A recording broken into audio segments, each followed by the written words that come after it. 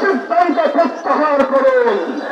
বাংলাদেশের জনগণ ঢাকা শহরে, বাংলাদেশের কোন একটি শহরে জাতিসংঘের মানবাধিকার কমিশনের কার্যালয় দেখতে চায় না, বরদাস্ত করা হবে না।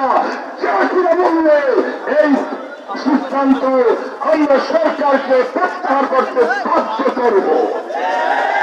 সর্বশেষ কথা হলো, আজকে সারা বাংলাদেশে চাঁদাবাজ, দখলবাজ এবং সন্ত্রাসীদের অভয়ারণ্য চলছে।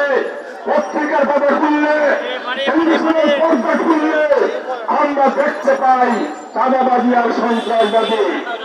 আর প্রথম হয়েছে তারা যেখানে চাঁদাবাজি করতো, সন্ত্রাসী করতো, তারা আজকে নাই, কিন্তু আরেকটি গ্রুপ সেখানে দখল করে বসে আছে।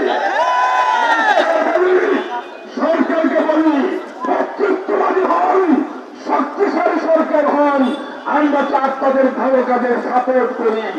অবশ্যই চাঁদাবাজ সন্ত্রাসবাদের বিরুদ্ধে আপনারা কঠোর অবস্থান নিয়ে বাংলাদেশ খেলাফত মজলিস এবং দেশের জনগণ আপনাদের পক্ষে একসাথে কাজ করবে, কাজে কাজ মিলিয়ে।